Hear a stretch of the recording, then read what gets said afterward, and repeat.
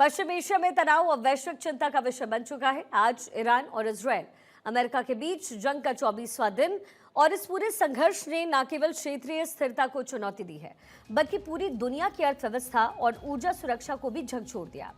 अंतर्राष्ट्रीय बाजार में तेल और गैस की आपूर्ति संकटग्रस्त हो गई है, कीमतों में अस्थिरता बढ़ी है और कई देशों में ऊर्जा संकट की शुरुआती लहरें देखने लगी। ऐसे समय में भारत की स्थिति और उसकी तैयारी की पूरी दुनिया निगरानी कर रही है।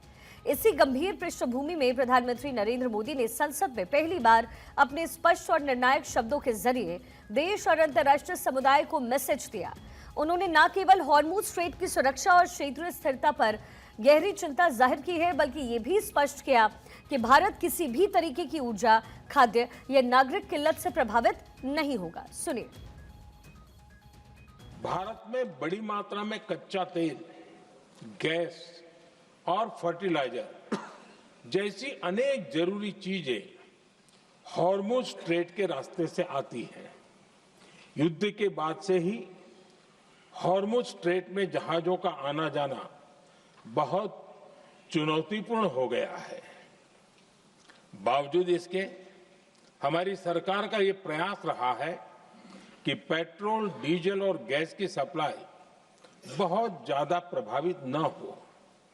भारत ने बीते 11 वर्षों में अपनी एनर्जी इंपोर्ट का डाइवर्सिफिकेशन किया है। पहले क्रूड ऑयल, एलएनजी, एलपीजी ऐसी एनर्जी जरूरतों के लिए 27 देशों से इंपोर्ट किया जाता था। वहीं आज भारत 41 देशों से एनर्जी इंपोर्ट करता है।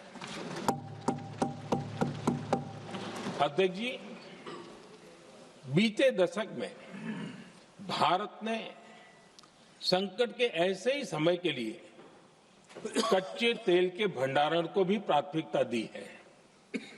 आज भारत के पास 53 लाख मीट्रिक टन से अधिक का स्ट्रेटेजिक पेट्रोलियम रिजर्व है और 65 लाख मीट्रिक टन से अधिक के रिजर्व की व्यवस्था पर देश काम कर रहा है। प्रधानमंत्री मोदी का ये पूरा स्टेटमेंट भारत की सक्रिय और सतर्क विदेश नीति के प्रति विश्वास को मजबूत करता है। संकट की गंभीरता को देखते हुए प्रधानमंत्री ने रविवार को कैबिनेट कमेटी ऑन सिक्योरिटी यानी सीसीएस की अहम बैठक ली है।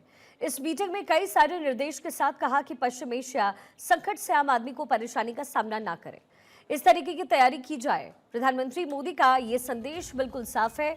भारत संकट प्रबंधन में पूरी तरीके से सक्षम है, रणनीतिक रूप से सजग है और अंतर्राष्ट्रीय स्तर पर संतुलन बनाने वाला नेतृत्व है। संकट के इस समय में भारत न केवल अपने नागरिकों और अर्थव्यवस्था की सुरक्षा सुनिश्चित कर रहा है, बल्कि बाकी सारे एंगल से भी विदेश नीति को संतुलित करके आगे चल रहा है।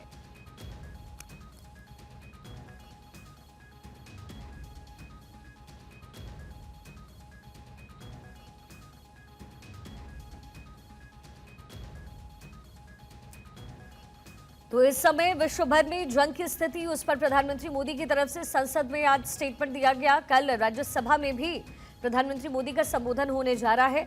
भारत का एक्शन प्लान क्या है, इसको लेकर के चर्चा करते हुए प्रधानमंत्री मोदी ने इन तमाम मुद्दों का जिक्र किया है। भविष्य में जो जरूरतें हैं या जो पड़ेंगी उसको लेकर के भी चर्चा हुई है। कालाबाजारी रोकने के लिए भी एक्शन लिया गया है। गल्फ कंट्रीज में जो इस समय हालात बने हैं उसको लेकर चर्चा हुई है। जो लोग विदेशों में फंसे हुए हैं भारतीय, वो किस तरीके से वहां से इविक्ट किए जाएं, इसको लेकर के भी प्रधानमंत्री मोदी ने अपने संबोधन में बातचीत कही है।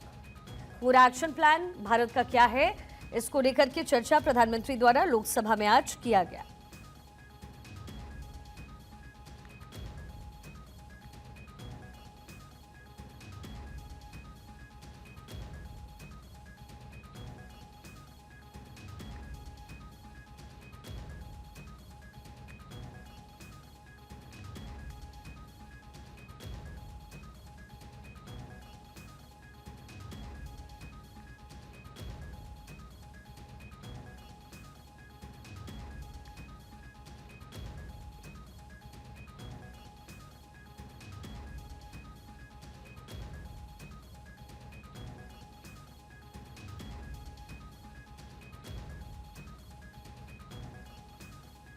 पश्चिम एशिया के हालात पर चर्चा करते हुए प्रधानमंत्री मोदी ने संसद में अपना संबोधन दिया है।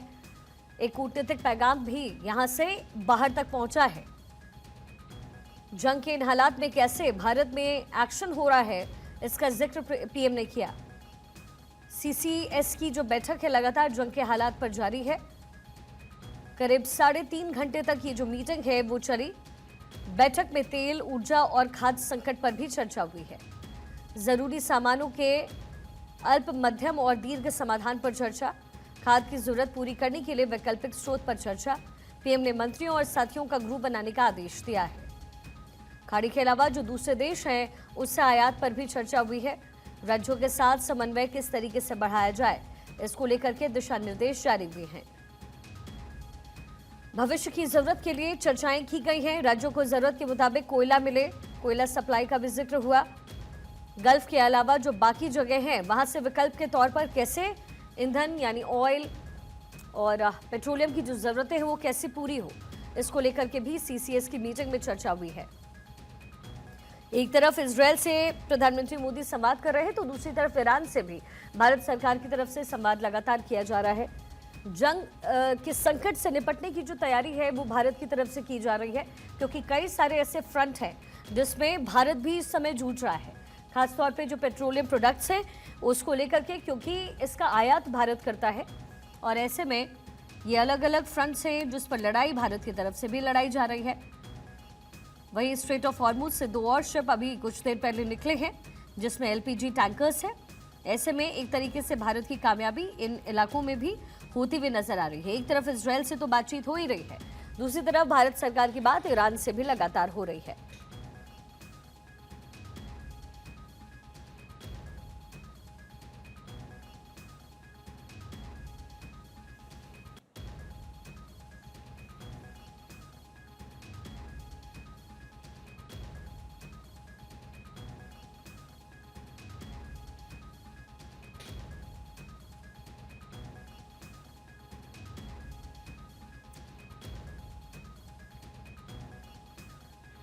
अक्षय राय मेरे सहयोगी समय मेरे साथ कनेक्टेड हैं। अक्षय, अलग अलग मुद्दे जिसका जिक्र आज पीएम ने लोकसभा के अंदर किया है और जाहिर तौर पर भारत सरकार की तरफ से जो कोशिशें हैं वो लगातार की जा रही हैं। स्ट्रेट ऑफ हॉर्मुज से भी जो खबर है वो आई है, 2 एलपीजी टैंकर से भरे हुए जो जहाज हैं वो स्ट्रेट ऑफ हॉर्मुज को अब क्रॉस कर रहे हैं। ऐसे में भारत की तरफ से जो कूटनीतिक जीत है उसे एक तरीके से इसे उस तौर पर भी देखना चाहिए। देखिए, काफी महत्वपूर्ण रही है और सबसे बड़ी बात रही है कि जिस तरह से इजराइल ईरान के युद्ध से लेकर के तमाम मुद्दों का जिक्र जिस तरह से प्रधानमंत्री ने किया है, कहा जा सकता है कि कल बैठक हुई और उसके बाद प्रधानमंत्री ने तय किया कि वो सदन में जवाब देंगे, देश की जनता को बताएंगे कि आखिरकार सरकार किस तरह से आगे बढ़ रही है। निश्चित रूप से कई बातें प्रधानमंत्री ने की है, खास करके जो वैश्विक संकट रही है, अर्थव्यवस्था रही है, किसानों और नागरिकों की सुरक्षा जैसे कई अहम मुद्दों को प्रधानमंत्री ने उठाया है और साफ तौर पर कहा है कि एक दशक में जो सरकार ने अपनी तैयारियां की हैं, निश्चित रूप से उसके कारण आज के हालात में भी भारत स्थिर है और निश्चित रूप से उसका बहुत प्रभाव नहीं पड़ रहा है। सरकार संवेदनशील है, ये भी प्रधानमंत्री ने कहा। सतर्कता के साथ हम आगे बढ़ रहे हैं और किसी भी सहायता के लिए तत्पर है।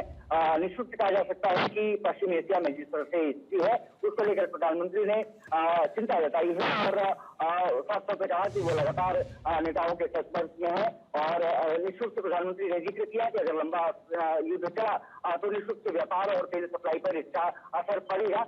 इसके लिए सरकार पूरी तरह से तत्पर है और निश्चित ने कहा कि कोई भी समाधान कूटनीति के जरिए हो सकता है, बातचीत से ही संभव हो सकता है और भारत तनाव को कम करने के लिए हर संभव प्रयास कर रहा है। तमाम विश्व के बड़े नेताओं से चर्चा हो रही है और भारतीयों का एक सुरक्षा बड़ा मुद्दा रहा है, जिसको कि विपक्ष ने भी उठाया था।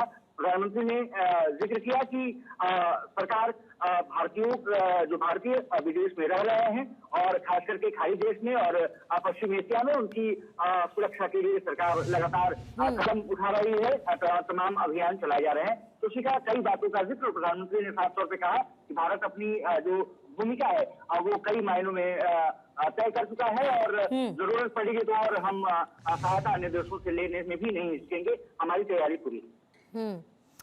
और अक्षय, हमने ये भी देखा है कि कई सारे सवालों के जवाब आज प्रधानमंत्री मोदी ने अपने संबोधन में दे दिया, जब उन्होंने जिक्र किया कि भारत कैसे मजबूती के साथ डटा हुआ है और अनेक वो क्षेत्र जो है वहां पर इसे एक कूटनीतिक रूप से जीत के तौर पर भी देखा जा रहा है। एक तरफ इसराइल के साथ जो रिश्ते हैं वो मेंटेन नजर आ रहे हैं, वहीं ईरान की तरफ से भी बातचीत जो है वो इस समय चल रही है।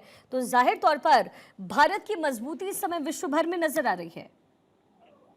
और देखिए, कूटनीतिक लिहाज से अगर देखा जाए तो अफ्रीका बहुत महत्वपूर्ण, क्योंकि इसराइल के साथ संबंध भी विस्तार में रहे हैं। ईरान के साथ कूटनीतिक लिहाज से अगर देखा जाए तो राष्ट्रपति पेजेस्किन के साथ उन प्रधानमंत्री की जो चर्चा रही है वो कई मायनों में महत्वपूर्ण रही है। जबकि पक्ष को तमाम आरोप लगा रहा था कि ईरान के साथ संबंध हम बेहतर नहीं कर पा रहे हैं, ईरान के साथ खड़े नहीं हो पा रहे हैं। लेकिन जिस तरह प्रधानमंत्री ने जिक्र किया, जिस तरह से वहां पर स्टेट फार्मर्स के रास्ते पर जो शिप है वहां पर अटके पड़े हैं, उसको खोलने की बात की, उसको लेकर के चर्चा की और कहा कि विश्व समुदाय में शांति बहाली बहुत महत्वपूर्ण है। और जिस तरह से अपनी संवेदना जाहिर की, साफ तौर पर कहा कि विश्व में युद्ध कोई समझौता नहीं हो सकता। युद्ध के साथ अगर हम शांति की बात करें तो वो बेहतर तरीके से आगे बढ़ सकता है। और निश्चित से उसका असर देखने को मिला कि ईरान की तरफ से अब लगातार जो शिपिंग है वो थोड़ी सी मूवमेंट तेज हो गई है। ठीक है, एक तरफ से कहा जाए तो प्रधानमंत्री का चलिए ठीक है अक्षय, फिलहाल बहुत शुक्रिया पूरी जानकारी के लिए।